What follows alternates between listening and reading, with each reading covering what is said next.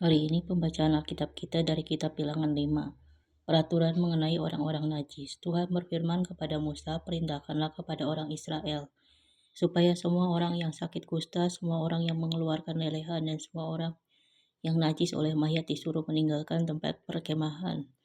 Baik laki-laki maupun perempuan haruslah kau suruh pergi keluar tempat perkemahan. Haruslah mereka kau suruh pergi, supaya mereka jangan menajiskan tempat perkemahan di mana aku diam di tengah-tengah mereka. Maka orang Israel berbuat demikian. Mereka menyuruh orang-orang itu meninggalkan tempat perkemahan seperti yang difirmankan Tuhan kepada Musa. Demikianlah diperbuat orang Israel. Peraturan mengenai penebusan salah. Tuhan berfirman kepada Musa, berbicaralah kepada orang Israel apabila seseorang laki-laki atau perempuan melakukan sesuatu dosa terhadap sesamanya manusia dan oleh karena itu berubah setia terhadap Tuhan sehingga orang itu menjadi bersalah, maka haruslah ia mengakui dosa yang telah dilakukannya itu, kemudian membayar tebusan sepenuhnya dengan menambah 1/5, lalu menyerahkannya kepada orang terhadap siapa ia bersalah.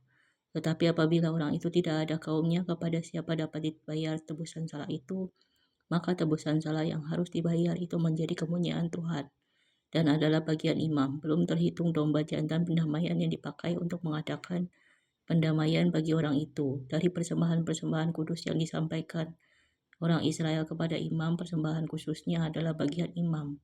Sedang persembahan-persembahan kudus yang dibawa oleh seseorang adalah bagian orang itu sendiri. Hanya apa yang diserahkannya kepada seorang imam adalah bagian dari bagian imam itu. Hukum mengenai perkara cemburuan. Tuhan berfirman kepada Musa, berbicaralah kepada orang Israel, dan katakanlah kepada mereka apabila istri seseorang berbuat serong dan tidak setia terhadap suaminya dan laki-laki lain tidur dan bersetubuh dengan perempuan itu dengan tidak diketahui suaminya karena tinggal rahasia bahwa perempuan itu mencemarkan dirinya, tidak ada saksi terhadap dia tidak kedapatan, dan apabila kemudian roh cemburu menguasai suami itu sehingga ia menjadi cemburu terhadap istrinya, dan perempuan itu memang telah mencemarkan dirinya, atau apabila roh cemburu menguasai suami itu sehingga ia menjadi cemburu terhadap istrinya walaupun perempuan itu tidak mencemarkan dirinya, maka haruslah orang itu membawa istrinya kepada imam. Dan orang itu harus membawa persembahan karena perempuan itu sebanyak 1/10 eva tepung jelai yang ke atasnya tidak dituangkannya minyak yang tidak dibubuhinya kemenyan.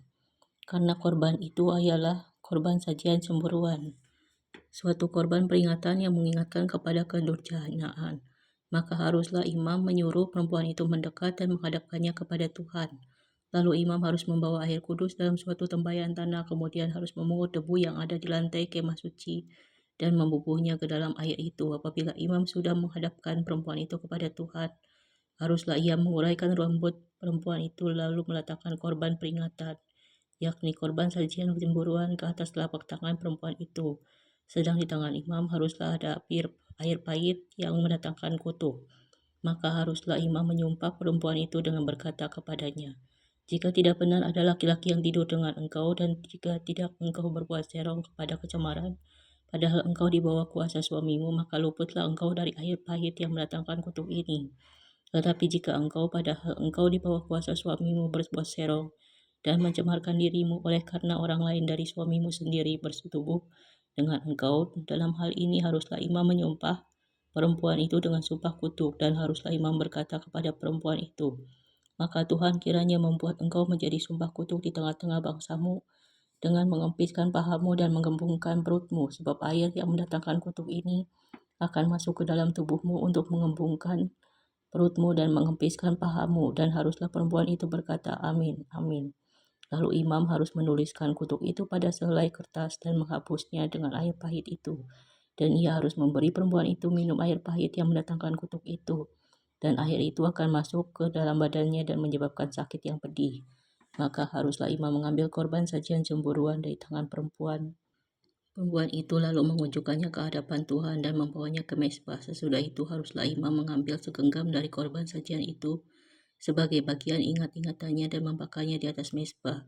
Kemudian memberi perempuan itu minum air itu. Setelah terjadi demikian, apabila perempuan itu memang mencemarkan dirinya dan berubah setia terhadap suaminya, air yang mendatangkan suka serapah itu akan masuk ke badannya, dan menyebabkan sakit yang pedih sehingga perutnya mengembung dan pahanya mengempis, dan perempuan itu akan menjadi sumpah kutuk di antara bangsanya. Tetapi apabila perempuan itu tidak mencemarkan dirinya, melainkan ia suci, maka ia akan bebas dan akan dapat beranak. Itulah hukum tentang perkara cemburuan kalau seorang perempuan telah berbuat serong dan mencemarkan dirinya, padahal ia di bawah kuasa suaminya, atau kalau roh cemburu menguasai seorang laki-laki sehingga ia cemburu terhadap istrinya, ia harus menghadapkan perempuan itu kepada Tuhan. Dan imam haruslah melaksanakan seluruh hukum ini kepada perempuan itu. Laki-laki itu akan bebas daripada salah, tetapi perempuan itu haruslah menanggung akibat kesalahannya. Kesimpulannya, Tuhan mengajarkan bahwa umatnya harus menjaga hidup yang bersih dan benar di hadapannya, karena ia adalah Allah yang kudus yang tinggal di tengah umatnya.